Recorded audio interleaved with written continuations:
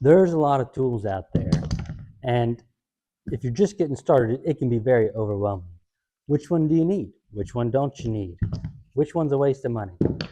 There's a lot of options, and in this video, I'm going to tell you which ones that I would start with, my top 5.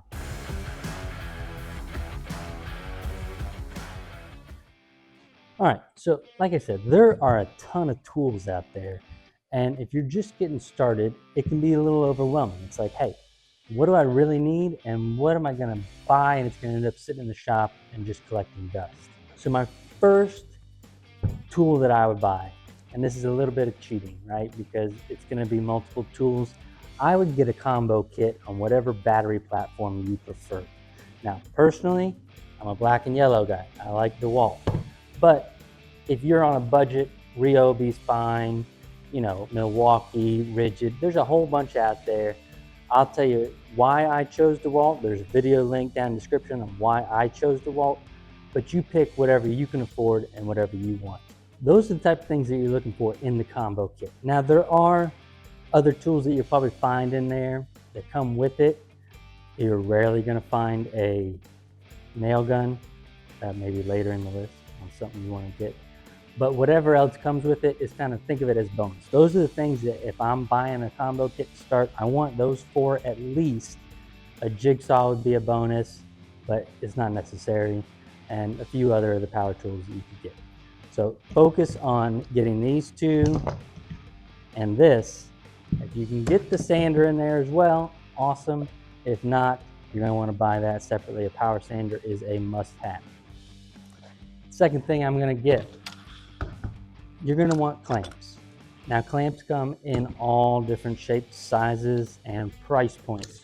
So depending on what you're starting out doing, if you're building tables and things like that, you're going to be able to find a more cost-effective way would be to get bar clamps.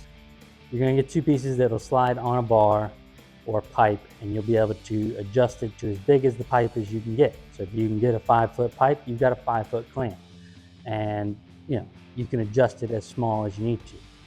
You don't need these parallel clamps, although they are nice because I do a lot of cabinet doors. So those are things that you're going to want to make sure that you're getting the clamps that work best for you. Are these, like I said, these are great, but they're not necessary. You'll be just fine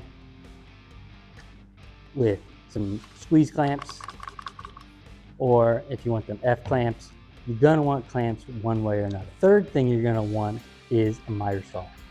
Miter saw is a great tool. If you do carpentry, a lot of people will start out doing some sort of trim carpentry, and being able to chop your miters real easy with a 45 or a 22.5 so that you can put trim around your pieces is very, very helpful. It's also great for repeatable cuts. If you have to cut a whole bunch of pieces to, let's say, 25 inches, being able to set up a stop block and just chop, chop, chop is a lot easier than setting things up with a circular saw or with the table saw. It's just much easier to work on that miter saw.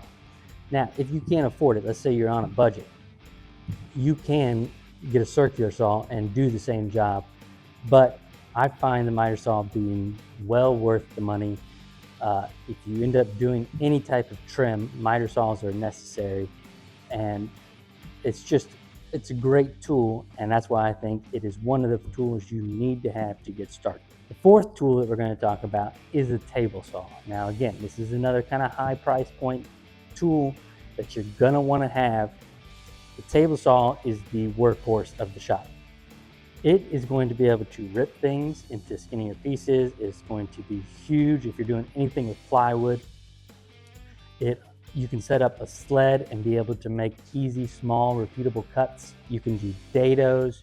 You can do even sanding disc you can put on there. So a table saw is going to allow you to have access to a lot of different methods of building things that you wouldn't have if you didn't, because it would require a ton of other tools. The accessories that you can put on a table saw are nearly endless, and it is meant to run long and hard, and it will hold up to all that abuse that you're going to put it through. So you'll be able to rip things. I will tell you that one thing that you're definitely going to want to do is get different blades. Having different types of blades to put in your table saw is a game changer, because there are hardwood blades, there are plywood blades, there's rough cut, and there's fine finish. You're gonna wanna have access to all of those. Now that's something you can build up over time. Having the right blade makes a huge difference, because when you're running maple through there, and if you've got the wrong blade on there, you're gonna get a lot of burn marks on the side, and I can tell you that those are no fun, because sanding those out takes forever. So make sure that you end up getting the right type of blade for your project, but having a table saw is going to give you just a ton of extra help right there. All right, the final tool that I would say is a must-have, and there are a whole lot of different levels to this, so understand that you don't have to get the highest level to start out with, but it is super helpful to have a good circular saw. Now I've got a track saw. I have the Craig. I have had zero problems with this. I love the track saw. And I think once you get to that point, it is well worth it to purchase the track saw. There'll be a link down below if you want to get the Craig, Amazon. You can get it. Use my link. Thanks for helping out the channel. But a circular saw in general is just a very useful tool, because you're going to get to points where you're going to need to just rip things down on site. It's easy to set up a straight edge, a couple of clamps, run that thing through. Being able to cut long straight lines in awkward pieces, big pieces, breaking down the plywood is a lot easier with the circular saw. If you've got, let's say you need to scribe something, you can scribe it with the circular saw in order to get a nice tight fit up against the wall. So circular saws are huge. The track saw is the next level of it. Again, I love my track saw, but it's not necessary to get started. I think you build up to that, and you'll have a lot more success if you have a circular saw in your toolbox than if you don't.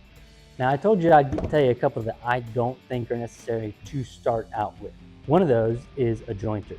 Now, a jointer is very helpful. It is a good tool, and it is something that I would recommend getting at some point. First thing I would do, if I don't have a jointer, in order to get straight edges, I'd start by buying S3S lumber. Now that's not going to come perfect, but you're going to end up with two pretty flat sides and one pretty straight edge. And what you can do is run that pretty straight edge against your table saw and clean up that other side, flip it over, and then clean that side back up as well, and you should end up with some pretty straight. If you've got one that's super wonky and you need to really straighten it out, you can attach a straight board to it, something that you know is straight. You can push those things through together and it'll give you a straight edge. Because if you were, it's like extending your fence, right? So most of the time the fence is only as long as the table saw, right? So what you're doing is you're putting a straight edge on that entire piece as you push it through, and now instead of it coming off the fence and moving a little, it's going to stay straight the entire time, because you get that long straight piece and you get a nice straight edge. Now you've got a straight edge that if you need to turn around, like I said, flip it and run the other side through to get that straight, now you've got something that's perfectly square. The other thing is a planer. Now a planer would be pretty high on my list if I'm doing a lot of woodworking stuff, like making tables and other things like that, because you need to get flat surfaces. But there are people that will flatten things for you. There's usually somebody not too far that has a planer that'll rent out the space. Sometimes there's shops that'll rent out their CNCs and things like that. If you need to flatten things, you can achieve it pretty good by sanding and block planing. It's a lot more work. So again, a planer is something that would be high on my list, but it's not going to make the top 5, because you can get away with some alignment pieces that'll give you a nice flat surface, and then just use a block plane and a sander to flatten anything that's sticking up after that. Those are my top 5 tools. Now again, there's a ton of tools out there. Maybe you've got a different idea. If you think one of those belongs in the top 5 that's not there, or vice versa, leave it in the comments down below. Let me know, and we'll see if we can't put together the ultimate list. If you have any interest in the tools that I did mention today, I'll have links to those down in the description. You can buy those right off Amazon, helps out the channel, gives me a very small percentage of that sale, and it just makes it easier for me to continue making videos. So, appreciate you watching. Don't forget to like and subscribe, and I'll see you next time on Crafted in Florida.